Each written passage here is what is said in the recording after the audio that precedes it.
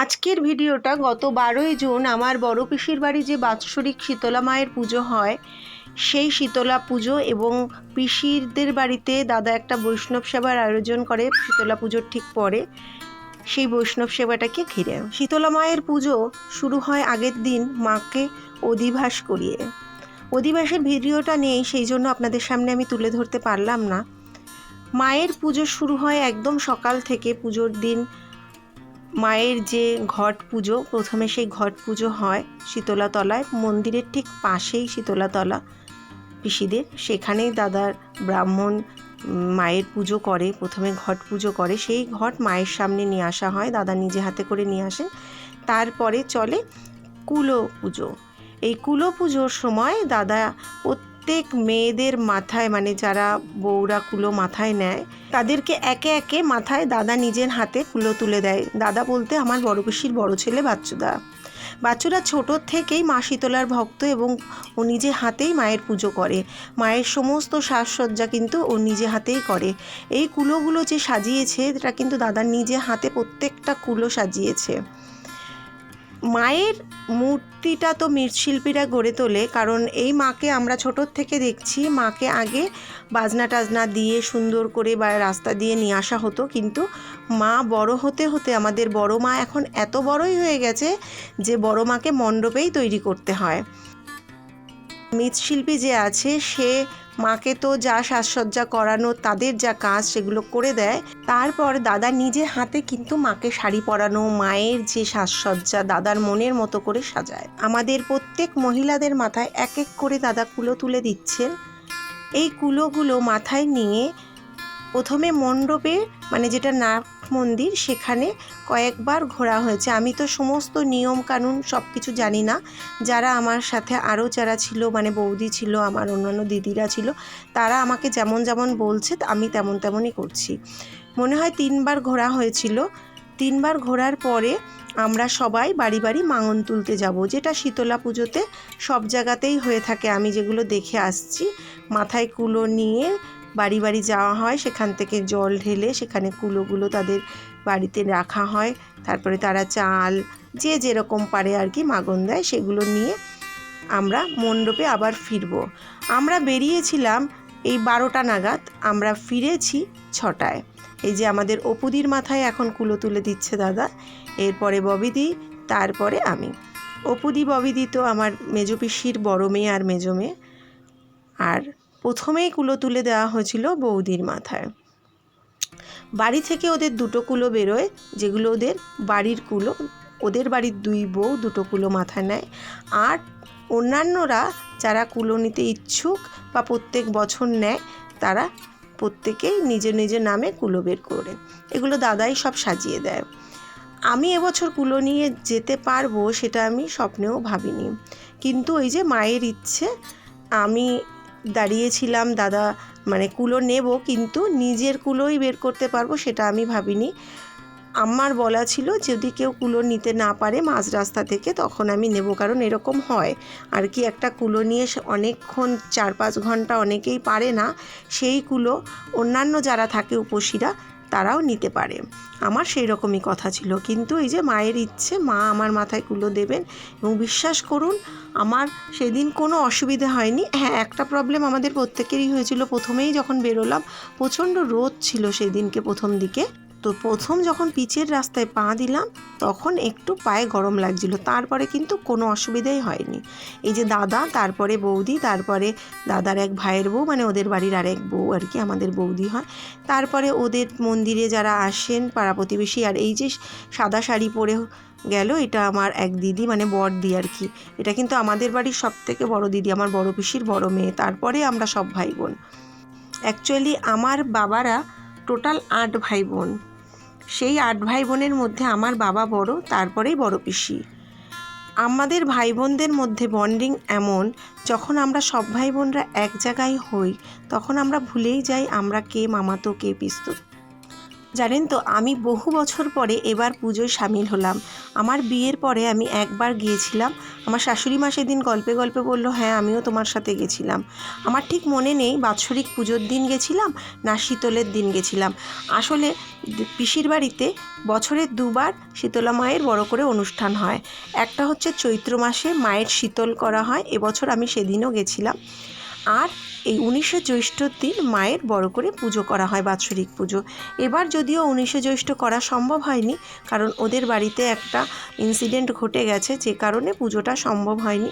সেই জন্য 28শে জ্যৈষ্ঠ করা হয়েছিল, মানে জুন মাসের 12 তারিখে।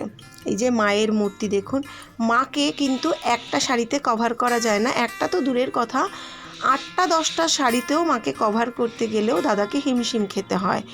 আমার গোনা এবছর দাদা 20টা শাড়ি আমি চোখে দেখতে পেরেছিলাম, মানে গুনতে পেরেছিলাম। তার মধ্যেও দাদা আরও বেশি শাড়ি পরিয়েছিল, কারণ শাড়ির সাথে শাড়িগুলো সেলাই করা ছিল।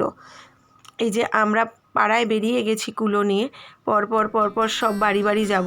প্রথমে বৌদিরা কি করে, দূরের বাড়িগুলো কভার করে তারপরে যখন একদম শেষে পাড়ার বাড়িতে আসে। আমরা ওই 12টা নাগাদ বেরিয়ে 6টার সময় বাড়ি ফিরেছি। তারপরে কুলো রাখার পরে তো পুজো হয়, পুজো করার পরে পুজো সমস্ত শেষ হওয়ার পরে যেতে হয় কুলো ভাসান দিতে। সে এক অ্যাডভেঞ্চারের ব্যাপার, অনেক রাত্রে পুকুরে নামতে হয় কুলো নিয়ে। এই সময় কিন্তু পায়ে প্রচণ্ড তাপ আমাদের লাগছিল। হ্যাঁ, প্রচণ্ড রোদ উঠেছিল। আস্তে আস্তে দেখা গেল মেঘলা আকাশ হয়ে গেল। প্রথমেই আমরা ওদের এক দোকান আছে, ওর কাকার ছেলের দোকান, আমাদেরই দাদা হয় বা কাকার ছেলে দোকানে বসা ছিল, সেখানে কুলো রাখা হলো, মানে প্রথম মাগন সেখানে তোলা হলো। তারপরে পুরো পাড়া ঘুরলাম আমরা। পুরো পাড়া ঘুরে আমরা কিন্তু বাড়ি ফিরে এলাম, মন্দিরে ফিরে এলাম। মন্দিরে ফিরে আসার পরে দাদা প্রত্যেককে মা শীতলা রূপে কিন্তু পুজো করলো। আর 2টো কুলোর মধ্যে, বললাম না ওদের বাড়ির থেকে 2টো কুলো বের করা হয়েছিল, সেই 2টো কুলোর মধ্যে বিয়ে দেওয়া হলো। এইটা আমি আগে কখনো দেখেছি বলে আমার মনে হয়নি, কারণ আমি অনেক ছোটোবেলায় সম্পূর্ণ পুজো দেখেছিলাম। মানে বড় হওয়ার পরে সেইভাবে পুজোতে গেছিলাম, কিন্তু সম্পূর্ণ পুজোটা দেখা আমার ভাগ্যে হয়নি। সম্পূর্ণটাই তো ভাগ্যের ব্যাপার। আগে পুজো করতেও দাদার ঠাকুমা, মানে ওদের কিন্তু এটা কুলদেবী, মানে যুগ যুগ ধরে হয়ে আসছে। আর ওদের যারা বংশধরেরা আছে সবাই কিন্তু শীতলা মায়ের পুজো করে।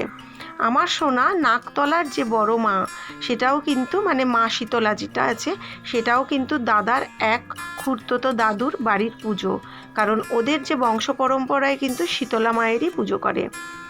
এই যে দাদা দেখুন, একদম কোণে বরণ করার মতো করে সবাইকে বরণ করছে, একদম কোণে মানে যে ডালা হয় বরণ ডালা, সেই রকম বরণ ডালায় করা হয়েছে। আমার হয়তো নিয়মকানুন যেগুলো আছে কিছু ভুল হবে, দাদা নিজ গুণে ক্ষমা করে দিও, মা আমাকে নিজ গুণে ক্ষমা করে দিও, কারণ আমি সম্পূর্ণ নিয়মকানুন কিন্তু জানি না। যেটা আমি দেখেছি, যেটা আমার মনে হয়েছে, যেটুকু শুনেছি আমি সেইটুকুই বলছি। এই যে দাদা এবার আরতি করছে এক এক করে।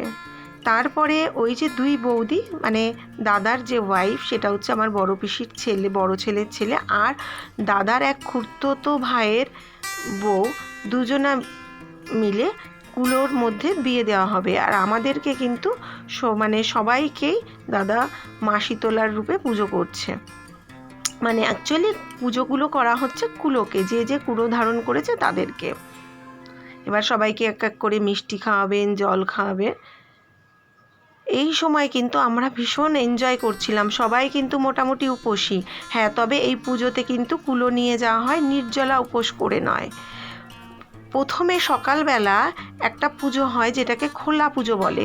প্রথম ভিডিওতে যে পুরোহিত পুজো করছিল সেই সময় অঞ্জলি দেওয়া হয়েছে। সব ভিডিও তো করা সম্ভব নয়, তাহলে পুজোয় সামিল হব কী করে, সেই জন্য সব ভিডিও আমি করতেও পারিনি। যতটুকু করেছি, আর আমার দিদি, তারপরে আমার দাদার যে মেয়েরা আছে ওদের কাছ থেকে কিছু ভিডিও নিয়ে আমি সম্পূর্ণ ভিডিওটা করছি। যতটা ক্লিপিং আমার কাছে ছিল ততটুকুই আপনাদেরকে দেখাতে পারছি। সকালবেলায় অঞ্জলি দেওয়ার পরে দাদাদের বাড়িতে মানে সবার জন্য, যারা উপসী না, সবার জন্য সাবু মাখা করা হয়। সেই সাবু আর জল খেয়ে কিন্তু কুলো মাথায় নিয়ে বেরোতে হয়। আর যাদের বাড়িতে আমরা গেছিলাম, মানে যে বাড়িগুলোতে গেছিলাম কুলো নিয়ে, ম্যাক্সিমাম বাড়িতে কিন্তু আমাদের সুন্দর করে ছাওয়া জায়গায় বসতে দেওয়ার ব্যবস্থা, তারপরে জল ওআরএসের ব্যবস্থা, যাতে এই পূজারীদের কোনো অসুবিধে না হয়। এই পর্যায়ে যে কুলো পুজো হচ্ছে, তারপরে আমরা কুলোগুলোকে রেখে যে যার মতো কিন্তু চলে যাব। তারপরে পুজো মানে যারা দেখছে মণ্ডপে দেখছে, যারা না দেখছে তারা রেস্ট করছে। তারপরে সন্ধেবেলায় যে পুজোটা হয়, সন্ধেবেলায় আমরা আবার মণ্ডপে সবাই সামিল হয়েছিলাম। সন্ধেবেলায় আবার কিন্তু কুলো ভাসান দেওয়ার পরে আমরা আবার অঞ্জলিও দিয়েছিলাম। এই সময় দেখুন দুটো কুলোর মধ্যে বিয়ে দেওয়ার ব্যবস্থা হচ্ছে। মাথায় চাল দেওয়া হবে, মানে যেরকম হয় না মালা বদল, এই সমস্ত কাপড় টাপড় ঢেকে বিয়ের সময় ঠিক তাই হচ্ছে। এই যে দুটো কুলো তারা নিজেদের মধ্যে বরণ করছে, পান দিয়ে মুখ মোছানো, মানে অ্যাকচুয়ালি বিয়ে বলা ভুল হবে, দেবী বরণ যেরকম হয় ঠিক সেইভাবেই করা হচ্ছে। বিয়ের মতো মালা বদলও হচ্ছে, আবার পান দিয়ে মুখ মোছানোও হচ্ছে। আমি যেটা ওখানে শুনেছিলাম, এটা কুলোর সাথে কুলোর বিয়ে। দেখুন কত সুন্দর হচ্ছে। আর আমি যেহেতু এবার প্রথম বছর দেখলাম সম্পূর্ণ পুজোটা, আমার কাছে বেশ নতুনত্ব লেগেছে এবং এনজয়ও করেছি। এই পুজোতে ওদের পাড়ার যারা মেয়েরা বিয়ে হয়ে দূরে দূরে চলে গেছে তারাও কিন্তু আসে, মানে পাড়াটার মধ্যে একটা হই হই ব্যাপার চলে 3 দিন ধরে। প্রথম দিন পুজো হয়, দ্বিতীয় দিন আগে কি হতো মানে কীর্তন এই সমস্ত হতো, তৃতীয় দিনে আবার বাউল গান এই সমস্ত হতো। এখন ব্যাপারটা দ্বিতীয় দিনটা একটু রেস্ট করা হয়, তৃতীয় দিনে আবার বৈষ্ণব সেবা হয়। আমার পিসি বেঁচে থাকতে, পিসি তো কোভিডের সময় চলে গেছে আমাদেরকে ছেড়ে, পিসি থাকতে কিন্তু দাদা পিসিকে মাতৃ পুজো করতো, মানে মাকে বসিয়ে সিংহাসনে বসিয়ে পুজো করতো দেবী রূপে। সেটা কিন্তু দেখার মতো। ওই যে ফটোটা দেখা যাচ্ছে দেখুন, একবারের ফটো তোলা ছিল, সেইটাই দাদা টানিয়ে দিয়েছে। ওখানে কিন্তু বৌদি আর দাদা পিসিকে একদম যেরকমভাবে মাকে পুজো করা যায় আর কি, ঠিক সেইভাবে সবাই এখন মাকে বৃদ্ধাশ্রমে রেখে আসে। মাকে কত যন্ত্রণা দেয়, কত রকমভাবে মাকে অবহেলিত করে। আমার এই দাদা কিন্তু পিসি যতদিন বেঁচে ছিল মাকে ভীষণ যত্ন করেছে, আমরা নিজেরা জানি, মানে ওর সাধ্য মতো মাকে যতটা ভালো রাখা যায় চেষ্টা করেছে। যাই হোক, পরের দিনের পর্যায়ে আমরা পৌঁছেছি। পরের দিনে বৈষ্ণব সেবা, এখানে রাধা মাধবকে ভোগ দেওয়া হচ্ছে। দেখুন ভোগ দর্শন করুন। আমরা ছোটোর থেকে বৈষ্ণব সেবা বা রাধা মাধবের এই পুজো বা এরকম কীর্তন আমরা আমাদের বাড়িতে দেখে এসেছি। আমার দাদুর মৃত্যু পরে দাদুর মৃত্যুবার্ষিকীতে এরকম করা হতো, মানে ঠাকুরের সামনে ভোগ নিবেদন করা হতো। তার আগে আমার বড় মায়ের মৃত্যু দিবসেও আমরা দেখেছি এরকম করা হতো, মানে যতদিন দাদু বেঁচে ছিলেন ততদিন বড় মায়েরটা করা হতো, দাদু চলে যাওয়ার পরে তারপরে বড় মায়ের আর দাদুর একসাথে করা হতো। যাই হোক, সেই সব দিনের কথা আলাদাই ছিল। আমরা ছোটোর থেকে বাড়িতে নাম সংকীর্তন শুনেই এসছি, দেখেই এসছি, যার জন্য কোথাও কীর্তন হলে মনটা একটু ছুটে যায়। সবসময় সম্ভব হয় না। গত বছরও আমি বৈষ্ণব সেবায় গেছিলাম, পুজোর দিন যেতে পারিনি, কিন্তু এই বৈষ্ণব সেবাতে আমি গেছিলাম।